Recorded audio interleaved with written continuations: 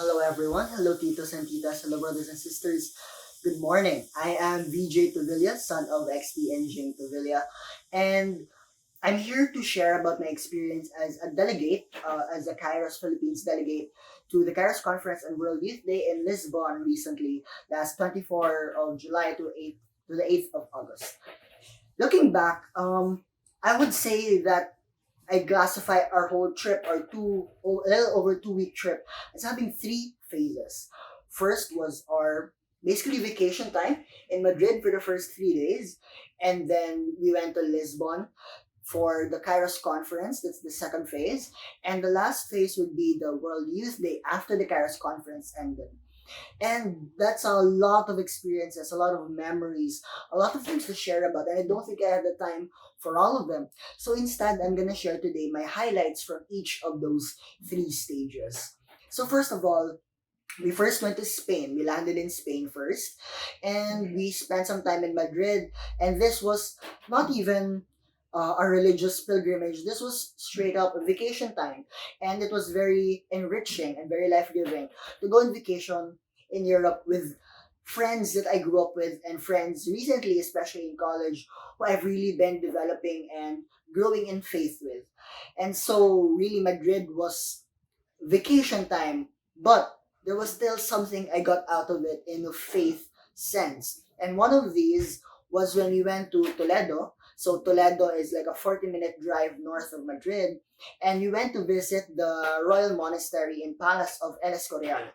And this was a palace, a monastery built by the guy who gave us our name, King Philip II, back in the 1500s. And what I would say I picked up from visiting this place was how austere it was. Because apparently, and I didn't know this, none of us really knew this, but King Philip II was a very religious guy, even for a Spanish king.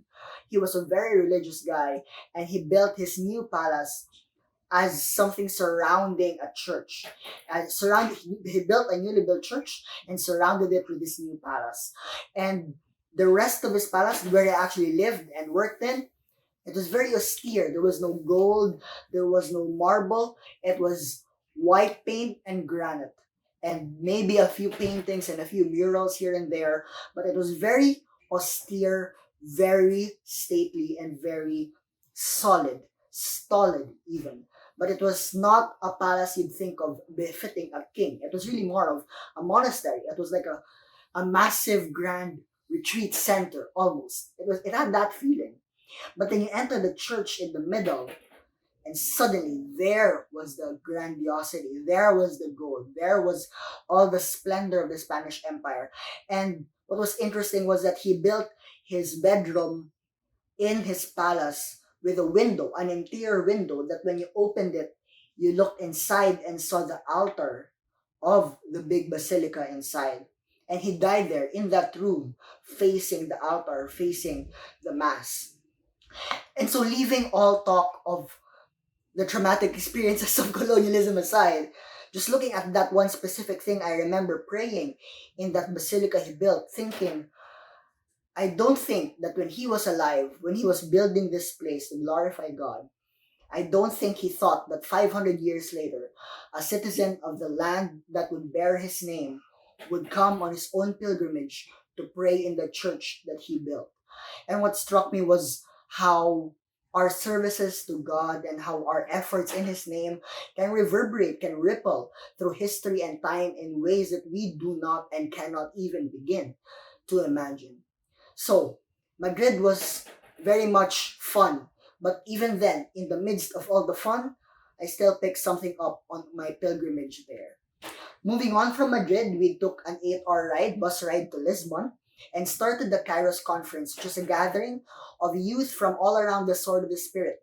So we met, for example, my roommates were a brother from the Sword of the Spirit community in Costa Rica, one from the one in Mexico, in Monterrey, in Mexico, one from our hosts in Portugal, in Lisbon. And then another was another brother from the Philippines, who of course I already knew.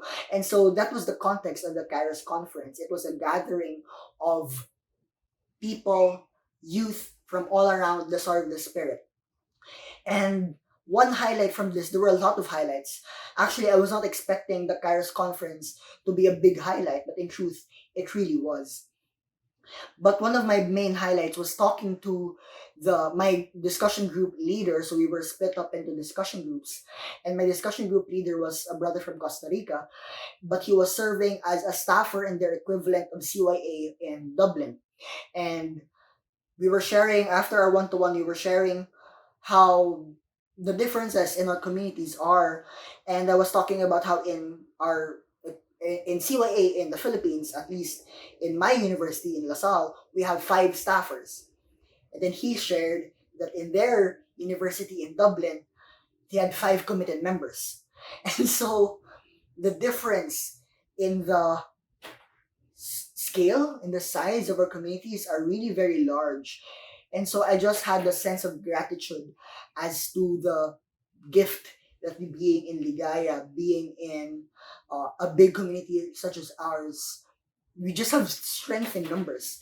For example, not all community kids choose to go to CYA, choose to be active and serve in CYA, and yet enough do that we are able to flourish. I personally am very active in CYA, and so we are able to flourish and we are able to prosper in our own units and universities because we have numbers. We have people who come and choose to dedicate their youths to God. A lot of people choose to, in the eyes of the world, maybe waste their youths on God.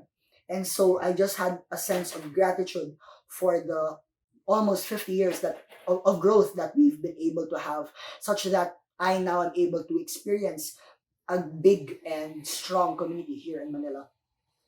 And lastly, I'm already far out of schedule here, out of time, but to close, I remember also in the World Youth Day, so this is the third phase.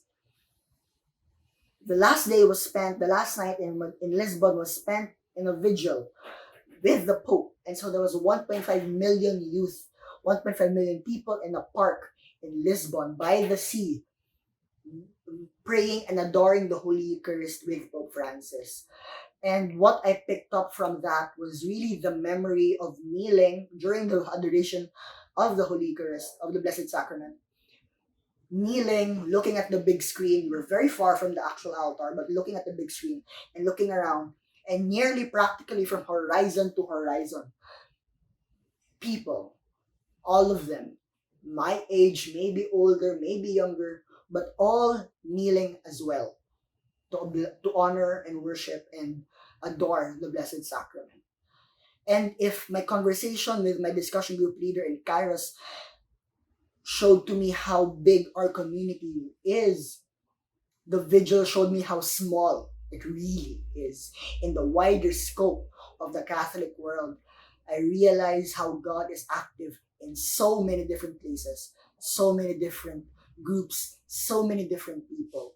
And so I just had a sense or a call to someday somehow be able to serve all of them, or at least get to know some of them, because I've come to know God in my specific context, but clearly from that vigil, He is present in so many other contexts that I want to get to know Him and meet Him in those places as well. I don't know how that's going to happen, but maybe someday, somehow, I'll be able to do that. And I don't know how, but that was the call or the realization or the feeling that being in the presence of 1.5 million Catholics all around me, adoring the Blessed Sacrament, was in that last vigil.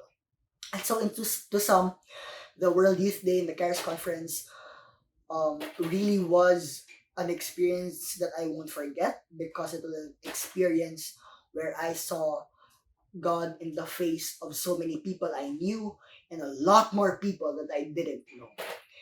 Because of that, I come back to the Philippines with a renewed fervor and a renewed hope in the mission that He gave us to evangelize, to serve Him, and to bring others closer to Him. So, thank you for the time. God bless you all.